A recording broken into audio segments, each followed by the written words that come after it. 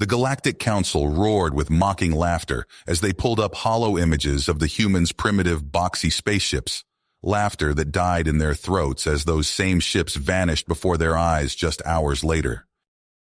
The Council, a forum of the galaxy's most influential species led by the authoritarian Unas, had gathered on the Unas homeworld to assess the threat posed by the upstart humans rapidly expanding into their space. Unas leader Naso pointed a clawed finger at the utilitarian human vessels displayed before the assembly, his lipless mouth twisting into a sneer. These ugly boxes are the best the humans can muster. They're pathetic, no match for our sleek warships. Captain Robert James, head of the Earth delegation, shifted uneasily as the aliens burst into fresh gales of laughter. His fists clenched at his sides, jaw tightening with each disparaging remark. How he wished to put these arrogant Xenos in their place. But now was not the time, not here, surrounded by the full force of the Council's security personnel. Robert exchanged a meaningful glance with his second-in-command, Jia Singh. Her expression confirmed his assessment. Things were tense, the alien reception even frostier than they'd anticipated. The dismissive mockery boded ill for productive talks. "We're in danger here," Robert muttered under his breath as they exited the council chambers. "The fleet needs to be on high alert and run dark. We can't risk engaging over this insult, not yet." Unbeknownst to them, Naso was already plotting with his generals to make an example of the small human diplomatic group. "The humans need to be put in their place," the Unis leader growled, pounding a fist on the obsidian conference table. "Their expansion into our space cannot stand. This is our chance to send a message and curb their ambitions." As the Earth ships departed the Unas homeworld after the disastrous summit, Robert paced the bridge, unease prickling the back of his neck. Something felt wrong. A sudden shout from sensors confirmed his instincts. Cloaked ships had appeared on their scopes, shadowing the human fleet's movements. "It's a trap," Robert realized grimly, adrenaline spiking through his veins. "They mean to destroy us and claim we instigated the incident." He slammed a fist on the intercom. "Battle stations. All ships break formation and surround the enemy vessels." Nesso's warships decloaked, disruptor cannons aimed squarely at the human fleet. The Unas commander's sneering face appeared on the view screen as he transmitted his ultimatum. "Stand down and prepare to be boarded, or be destroyed for violating our sovereign space and provoking conflict with the Council." Robert took a steadying breath before replying, keeping his expression neutral and his tone level despite the fury burning in his gut. "Counselor Nesso, there appears to be some misunderstanding. We are merely departing your space peacefully, as agreed. We mean no disrespect or provocation to the Unas or the Council." Nesso threw back his head and laughed, a harsh barking sound utterly devoid of mirth. "Pathetic humans, hiding behind diplomatic niceties. Your cowardice will not save you now." Robert cut the transmission feed, signaling to his ship's captains. It was time to put the Council's arrogance to the test. "Engage cloaking devices." The human fleet shimmered and vanished from Una's scopes, eliciting startled gasps from the alien bridge crews. Confusion reigned as they attempted to reacquire targeting locks to no avail. The enemy thought the humans had tucked tail and run. A moment later, the bridges of 3 Unas warships exploded in flames, debris spraying into space as the vessels lurched and spun off course, systems crippled by pinpoint strikes to their command decks. "Impossible!" Naso snarled in disbelief as the human ships decloaked again, this time behind his fleet in a perfect flanking position. Their primitive, boxy exteriors concealed cutting-edge cloaking, jamming, and precision weapons the Unas had foolishly discounted. Robert hailed the Unas command ship, his face a mask of cold determination. "Counselor Nesso, let us depart immediately, or the next shot won't be a warning. You've seen what our ships can do." Nesso slammed a fist on his console, face contorted with impotent rage, but even he could see the tables had turned. The Unas had gravely underestimated the humans, and now his fleet was outmatched and outmaneuvered. Choking back his fury, the counselor gave the order to stand down. As the human ships resumed course for Earth space, Robert stared pensively out the viewport, replaying the confrontation in his mind. This was a victory, yes, but a temporary one. The Council, especially the prideful Unas, would not forget this humiliation. They would be back, stronger and thirsting for revenge. Earth needed to prepare for war, and quickly. The aliens saw mankind as an existential threat to their dominion now. Today was just the opening salvo in a looming galactic conflict with opponents who would stop at nothing to put the upstart humans back in their place. Robert would not let that happen. Whatever it took, no matter the cost, he would safeguard humanity's future among the stars. Even if it meant teaching every last alien to fear those primitive human ships. Robert's heart pounded as he stepped into the UESC headquarters on Earth. The sterile white corridors felt suffocating after months in the cramped confines of a spaceship. He pulled at his collar, uncomfortable in the stiff dress uniform. "Captain James, they're ready for you," a young ensign said, ushering him into the war room. Robert strode in, met by the stern faces of Earth's top brass. Admiral John Hawkins, a bear of a man with salt and pepper hair, stood at the head of the table. "Report, Captain," Hawkins barked. Robert recounted the encounter with the Unas, his words clipped and precise. "The Galactic Council views us as a threat, sir. Their technology outclasses ours, but they're overconfident. We need to close the gap fast." He laid out his proposal for advanced stealth tech and precision weapons. The room fell silent as the implications sank in. Hawkins leaned forward, his chair creaking. "You're talking about a massive undertaking, James. Retrofitting our entire fleet?" "Yes, sir. It's our best shot at survival." The Admiral's eyes narrowed, then he nodded sharply. "Agreed. We're calling it Project Ghost Fleet. You'll oversee it personally." The next months were a blur of activity. Robert practically lived in the shipyards, overseeing the installation of experimental cloaking devices. He watched with pride as the boxy hulls of Earth's ships were transformed into sleek killing machines. In a secure facility deep beneath the lunar surface, Robert observed the test firing of a new precision-guided munition. The projectile, no bigger than his fist, obliterated a target drone with pinpoint accuracy. "Beautiful," he murmured. Meanwhile, light years away, Counselor Nesso paced his chambers aboard the Una's homeworld. His claws clicked against the polished stone floor as fury radiated off him in waves. "Those human vermin," he snarled to his assembled advisors. "They make a mockery of us. We must crush them utterly." Nesso's influence in the Galactic Council grew. Soon, trade routes to Earth were cut off. Human merchants found themselves turned away from alien ports, their holds full of unsold goods. On Earth, the economy reeled. Food riots broke out in major cities as alien-produced goods vanished from shelves. The UESC knew they needed a solution. Fast. It came in the form of long-range scans of an uninhabited world dubbed Novus. Rich in resources, it could be the key to Earth's independence. But it lay in disputed space, sure to draw the ire of the Galactic Council. Robert stood on the bridge of his flagship, the newly christened Ghost Fleet assembled around him. Novus loomed large in the view screen, a tantalizing blue-green orb. "Sir, we're picking up multiple contacts on an intercept course," his sensor officer reported. "Una's ships, heavily armed." Robert's expression resolute. This was the moment of truth. "Engage stealth systems. All ships, go dark." The Ghost Fleet vanished from sight, taking up positions around Novus. They watched, breath held, as the Una's warships entered orbit. "Where are they?" Neso demanded, peering at the empty sensor readings from the bridge of his command ship. "Find those human pests!" Suddenly alarms blared. Una's ships exploded into flame as precision strikes from the Ghost Fleet found their marks. Neso's own vessel rocked violently as systems failed across the board. "What's happening?" he roared.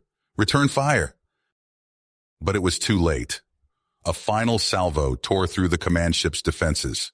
The bridge erupted in a ball of fire, consuming Neso and his officers in an instant. The remaining Una's ships, leaderless and panic-stricken, turned tail and fled. Robert allowed himself a small smile of satisfaction as he watched them go. But even as the dust settled over Novus, Robert knew the real challenges were just beginning. News of Naso's death would send shockwaves through the Galactic Council. Some would call for blood, others for peace. As his crew celebrated around him, Robert's mind raced. The coming days would require all his skill, both as a warrior and a diplomat. The fate of humanity hung in the balance. The destruction of Naso's flagship sent shockwaves through the Galactic Council. As news spread of the Una's defeat at Novus, the once unified alien alliance fractured. On the Una's homeworld, two figures emerged from the chaos. General Kravog stormed into the war room, smacking his heads on the holographic display. Naso was a fool. We should have crushed these humans from the start. His eyes blazed with fury as he pulled up tactical data. I'll show you how it's done. We'll hit them with everything we have. Across the chamber, General Vrath regarded his rival coolly. And repeat Naso's mistakes? The humans have proven more resourceful than we anticipated. We need time to study their capabilities. Time, Kravog snarled. While we wait, they grow stronger. I've already begun assembling our forces.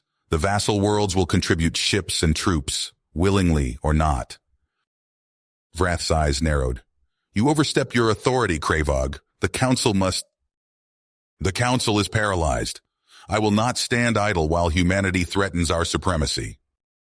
As the two UNA's generals postured and plotted, Robert James stood before the UESC leadership on Earth, laying out his own plans. We can't afford complacency, he said, gesturing to intelligence reports. The UNAs are in disarray now, but they'll regroup. We need to push our advantage. Admiral Hawkins leaned forward. What do you propose, Captain?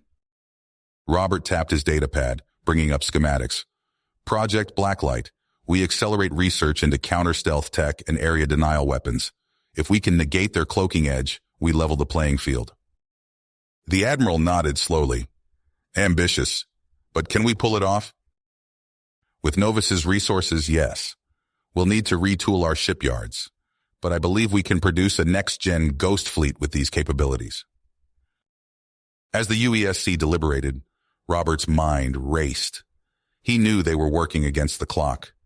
Even now, UNA's ships were massing on the edges of human space. The coming days would determine humanity's fate among the stars. Weeks passed in a blur of activity. On Novus, Robert watched with pride as the first enhanced Ghost Fleet vessels rolled out of the shipyards.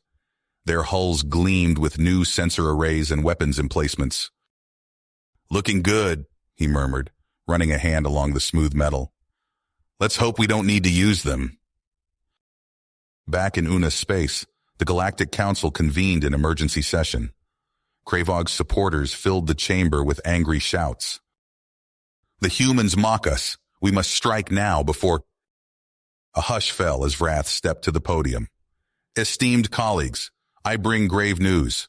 Our agents have uncovered a human initiative called Blacklight. They seek to counter our stealth advantage. Gasps and murmurs rippled through the crowd. Vrath continued, his voice low but firm. If we attack now, we risk disaster. I propose an alternative, diplomatic talks. Coward, Kravog bellowed. You would have us kneel before these primitives? Vrath met his rival's glare. I would have us survive, General. The humans have proven more formidable than we imagined. We must adapt.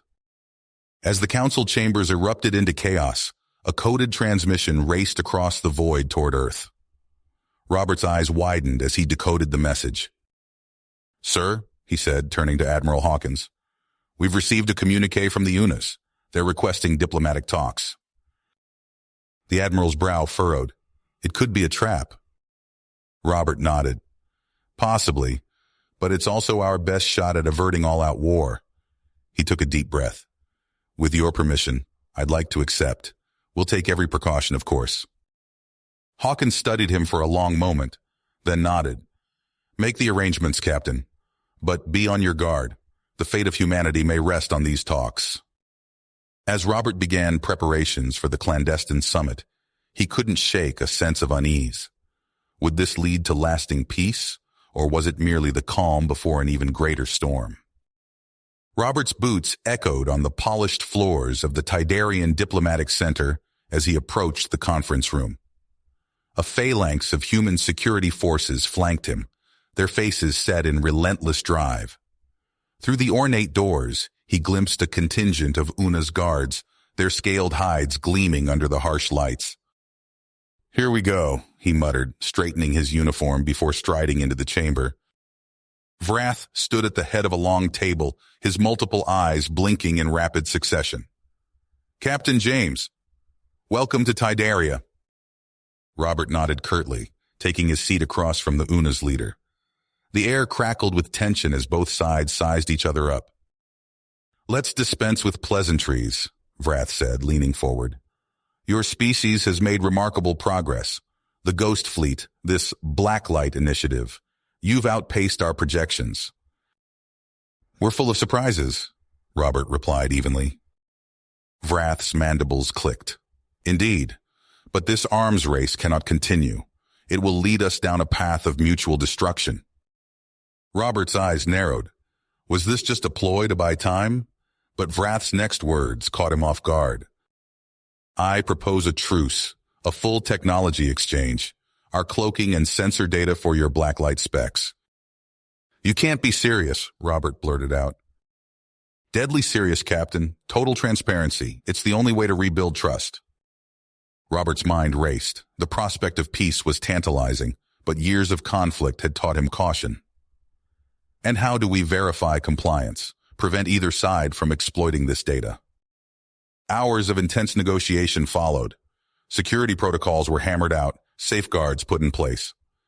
Finally, both sides reached an uneasy agreement. In the months that followed, a neutral outpost buzzed with activity as human and Una's scientists collaborated on integrated stealth systems. Robert watched the proceedings with a mixture of hope and trepidation. Little did he know that light years away, General Kravog was setting his own plans in motion. "Fools," he snarled, reviewing reports from his deep cover agents. "They hand over our secrets to these primitives?" His operatives worked tirelessly, siphoning off restricted data and sabotaging the outpost's systems. It was only a matter of time before their actions bore fruit. The outpost's alarms blared as Kravog's agents engaged in a firefight with suspicious inspectors. Chaos erupted, leaving the facility in shambles. Robert's blood ran cold as Kravog's face filled view screens across human space. The Unis general's eyes blazed with hatred. "Humans," he bellowed, "your treachery is exposed. Surrender now or face annihilation." As the transmission cut out, Robert's fists clenched. The fragile peace lay shattered at his feet, and humanity once again found itself staring down the barrel of extinction. The sirens wailed across Earth's cities, a cacophony of desperation as millions of Una's warships materialized from the void. Robert James stood in the UESC's command center, his face bathed in the red glow of emergency lighting. "Status report!" he barked, his eyes fixed on the tactical display. "Sir, we're detecting massive energy signatures in orbit," a technician reported, her voice trembling. "They've bypassed our early warning systems completely." Robert's fists tight as he watched swarms of hostile contacts engulf human colonies and shipyards. The new UNA's phase cloak technology had rendered their counter-stealth measures obsolete. "Launch all available Ghost Fleet units," Robert ordered. "Priority targets are orbital defense platforms and ground-based military installations." As his orders echoed through the command network, the first salvos from the UNA's armada slammed into Earth's defenses. Massive explosions blossomed across the planet's surface as precision strikes crippled key military assets. Robert sprinted towards the hangar bay, donning his combat suit as he ran. "This is Captain James to all Ghost Fleet commanders," he transmitted. "Rally at Nav Point Alpha. We're going to give these bastards a fight they won't forget." The deck shuddered beneath his feet as Una's dropships pierced the atmosphere, disgorging waves of Vorn shock troops. Through the observation windows, Robert glimpsed lumbering Una's dreadnoughts pounding Earth's orbital defenses to dust. As his command shuttle lifted off, Robert's mind raced through tactical scenarios. They were outgunned and outnumbered, but he'd be damned if he'd let Earth fall without a fight. "Ghost Fleet, form up on me," he ordered as his shuttle joined the ragtag assemblage of human warships. "We're going to use Earth's defensive grid to our advantage, funnel them into kill zones and choke points." The space around Earth erupted into chaos as the Ghost Fleet engaged the Una's armada. Human ships darted between the planet's orbital arrays, using their intimate knowledge of the defensive grid to set deadly traps. "Rear guard squadrons, execute faint pattern delta," Robert commanded. A group of ghost ships peeled off, drawing a section of the Una's fleet into a narrow corridor. "Now!" Robert shouted. Banks of railgun batteries hidden in Earth's polar regions opened fire, unleashing a devastating barrage. Una's ships disintegrated under the onslaught, but more took their place. On the ground, the situation was equally dire. Robert received frantic reports of Vorn shock troops pushing into major cities, but the aliens found themselves bogged down in urban warfare, facing fierce resistance at every turn. "They've taken the spaceport," a ground commander reported. "We've rigged the fuel depots to blow. On your command, sir." Robert hesitated for a split second, knowing the civilian casualties such an action would cause, but there was no choice. "Do it," he ordered grimly. A massive fireball erupted in the distance as the spaceport went up in flames, taking a significant Vorn force with it. The victory was short-lived, however, as Una's dreadnoughts began indiscriminate orbital bombardments of civilian areas. Hours stretched into days as the battle raged on. Robert's forces fought with every trick and tactic at their disposal, but the Una's onslaught seemed endless. Earth's core defenses began to buckle under the strain. In the UESC's deepest bunker, Robert faced a room of haggard officials. "We're out of options," he said, his voice hoarse from days without rest. "It's time to deploy the wormhole weapons." Grim nods met his declaration. The experimental technology was poorly understood and wildly unstable, but it was their last hope. "Fire control, this is Captain James," Robert transmitted. "Execute Protocol Omega. Authorization code, Thermopylae." A salvo of missiles streaked from hidden silos, their warheads encoded with quantum filaments. As they detonated, reality itself seemed to twist and tear. Massive Una's capital ships vanished, only to reappear moments later embedded in planets or stars. Other warheads punched holes through the fabric of spacetime, severing the Una's fleet's connection to the higher dimensions that powered their systems. Entire squadrons of alien ships went dark, drifting helplessly in the void. But the cost was catastrophic. Earth's crust buckled and heaved as the fabric of reality warped around the planet. Entire continents were reshaped in an instant as the poorly understood weapons took their toll. As the dust settled, Robert received an urgent summons. The newly formed Council of Final Solution had made their decision. Earth was lost. It was time to salvage what they could of humanity. Robert's calm. You have reached the end of the story. If you enjoyed this story and want to support us, please leave a like and subscribe to our channel. And for every comment that says 88, I will heart every single one of them. Thank you for your time.